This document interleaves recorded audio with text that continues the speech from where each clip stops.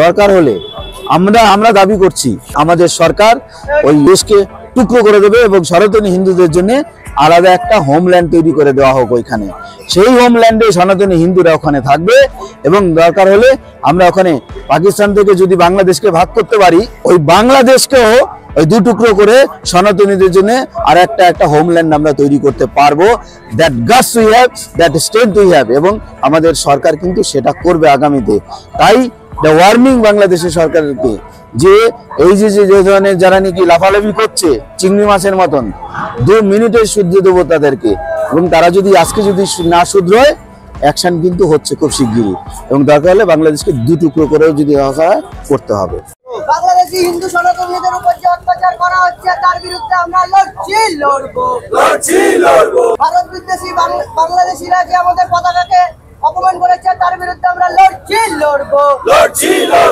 তাদের এই এমসে কল্যাণীদের চিকিৎসা আমরা হতে দিচ্ছি না, দেব না।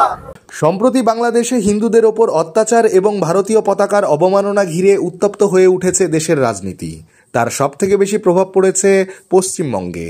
জায়গায় জায়গায় ফুঁসে উঠেছেন প্রতিবাদী জনতা।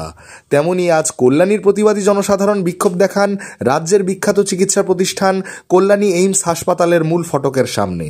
সেখানে উপস্থিত ছিলেন কল্যাণীর মাননীয় বিধায়ক শ্রী অম্বিকা রায় মহাশয়। কি বলছেন তারা, চলুন জেনে নেওয়া যাক বিস্তারিত।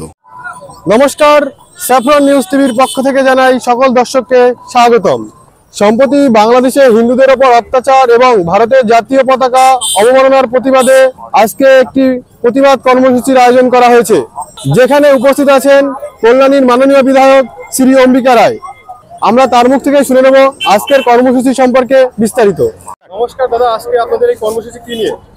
আমাদের কর্মসূচি মেসেজ দেওয়া বাংলাদেশিদের, যারা নাকি জিহাদি, যারা নাকি ভারত বিদ্বেষী মনোভাব রাখে, আমাদের জাতীয় পতাকা অবমাননা করে, সনাতনীদের উপরে নির্বিচারে অত্যাচার করে, সরকারের সহযোগিতায় কমপ্লিট জেনোসাইড, যে কন্টিনিউয়াস জেনোসাইড করে চলছে, তার বিরুদ্ধে আমরা এখানে দাঁড়িয়ে একটা প্রতিবাদ জানাচ্ছি যে ওই ধরনের মানসিকতার লোক, ওই দেশে যারা নাকি লোক, যারা এই ভারত বিদ্বেষী মনোভাব রাখে, তাদেরকে আমাদের এই কেন্দ্রীয় সরকারের যে প্রতিষ্ঠান, যে স্বাস্থ্য পরিষেবা এখানে কল্যাণী এইমস আন্তর্জাতিক মানের যে স্বাস্থ্য পরিষেবা এখানে দিচ্ছে ফ্রি অফ কস্টে, ওই বাংলাদেশি জিহাদিদের একটাকেও যেন এখান থেকে ট্রিটমেন্ট না করা হয়, স্বাস্থ্য পরিষেবা না দেওয়া হয়। কারণ তারা আমাদের দেশের জাতীয় পতাকাকে তারা অবমাননা করছে।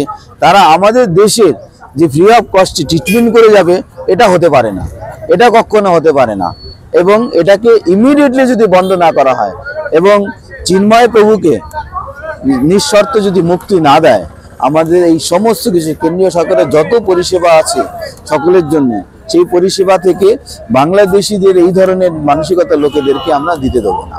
এই জন্যে আমরা এই মেসেজটা দিতে এসেছি।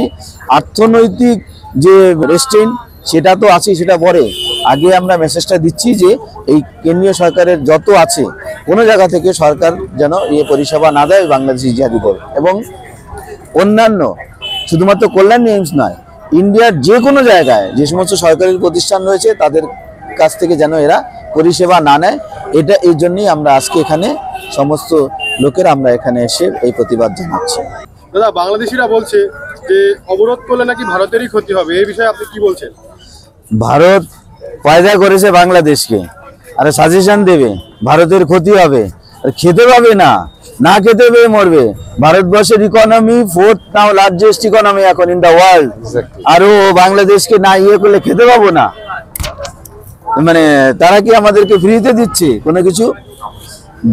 তাহলে সেইখানে তারা যে মানসিকতা রাখছে, এটাই পরিষ্কার বোঝা যায় যে তাদের মানসিক এটা কি, তারা মনে করছে নিজেদেরকে অনেক কিছু করে ফেলেছি। 1 মিনিট তারা টিকতে পারবে না ভারতের সামনে, এবং তাদেরকে আমরা কোনো পরিষেবা দেব না। এবং এইখানকার সমস্ত যারা নাকি হোটেল মালিক যারা রয়েছেন, আমরা তাদের কাছেও আবেদন জানাবো আপনাদের চ্যানেলের মাধ্যমে যে আপনারা ভিসা চেক করবেন, এবং যারা নাকি বাংলাদেশি এই ধরনের মানসিকতার লোক বাংলাদেশ থেকে যারা আসছে, তাদেরকে আপনারা এখানে থাকার কোনো রকমের পরিষেবা আপনারা দেবেন না। এবং তারা যাতে এখান থেকে চিকিৎসা না নিতে পারে তার জন্য সমস্ত ধরনের সহযোগিতা আমাদের সাথে করবেন। বাংলাদেশের চট্টগ্রামে যে হিন্দুদের উপর অত্যাচার এবং চিন্ময় কৃষ্ণ প্রভুর যে মুক্তি না দেওয়া, এর বিরুদ্ধে ভারত সরকার এখনই কি কোনো পদক্ষেপ নেবে? অবশ্যই, এবং সরকার দুটো মেসেজ, ভেরি ক্লিয়ার মেসেজ দিয়েছে যে আপনি ইমিডিয়েটলি এ সমস্ত বন্ধ করুন। সনাতনীদের উপরে যে ধরনের অত্যাচার করছেন আপনার দায়িত্ব এটাকে সেভ করা, সেই মেসেজটা দিচ্ছে। যদি সেই মেসেজে যদি কান না দেয় তাকে কিভাবে কি বানাতে হবে সেটা আমাদের ভারত সরকার এবং আমাদের যশস্বী প্রধানমন্ত্রী তার মাথায় আছে। পাকিস্তান যখন নাকি ইমরান খান নাকি যখন প্রধানমন্ত্রী হলো, আমাদের মোদিজি খুব সুন্দর একটা মেসেজ দিয়েছিল।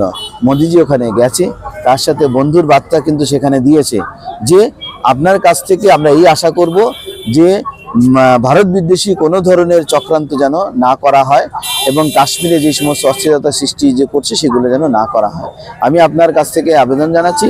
এবং সে কিন্তু বলেছিল যে পাঠান কা বাচ্চা হোক, মানে বাদমে বাক্কাও, এই কথাটা কিন্তু বলেছিল, কিন্তু সে কিন্তু সেই কথা থেকে মুকরে গেছে, মানে কথা ফিরিয়ে নিয়েছে, কথা সেটাকে পালন করেনি, মানে বেইমানি করছে। তারপরে অবস্থাটা কি করেছে পাকিস্তানের, ভিখারি এখন মানে কাটোরা নিয়ে থালা নিয়ে সমস্ত পৃথিবীর সমস্ত দ্বারে দ্বারে ঘুরে বেড়াচ্ছে, কেউ তাকে ভিক্ষাও দিচ্ছে না। ঠিক বাংলাদেশকে ভিখারি বানিয়ে আমরা ছেড়ে দেবো। মোদিজি যেটা বলে সেটা করে, বন্ধুত্বের বার্তা দিয়েছে। ইউনিয়ন সরকারের কাছে প্রথমে আবেদন জানিয়েছে মিনিস্ট্রি অফ এক্সটার্নাল অ্যাফেয়ার্সের মাধ্যমে যে তারা যেন আমাদের এই যে দাবি এবং আমাদের যে ন্যায্য যে দাবি, গণতান্ত্রিক যে দাবি, সেই দাবিটাকে তারা করছে এবং রিকোয়েস্টও করছে যে এই ধরনের ইয়ে যেন না হয়, সনাতনীদের প্রোটেক্ট করুন এবং ভারত বিদ্বেষী যে সমস্ত এলিমেন্টগুলো ওখানে এইভাবে অ্যাক্টিভ হয়েছে তাদেরকে আপনারা প্রতিহত করুন। যদি না করে, প্রথমে তো রিকোয়েস্ট করতেই হবে, প্রথমেই তো আর অ্যাকশন নেবে না। এইবার যদি সেটা না হয়, কন্টিনিউয়াস চলতে থাকে, দেন অ্যাকশন নেবে অবশ্যই।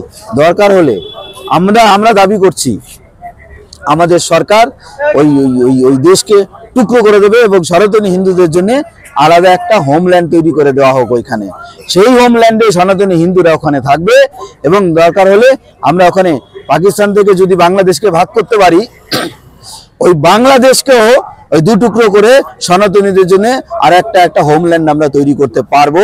That guts we have, that strength we have, এবং আমাদের সরকার কিন্তু সেটা করবে আগামীতে। তাই দ্য ওয়ার্নিং বাংলাদেশের সরকারকে যে এই যে ধরনের যারা নাকি লাফালাফি করছে চিংড়ি মাছের মতন, 2 মিনিটে শুধরে দেবো তাদেরকে, এবং তারা যদি আজকে যদি না শুধরোয়, অ্যাকশন কিন্তু হচ্ছে খুব শিগগিরই, এবং দরকার হলে বাংলাদেশকে 2 টুকরো করেও যদি করতে হবে।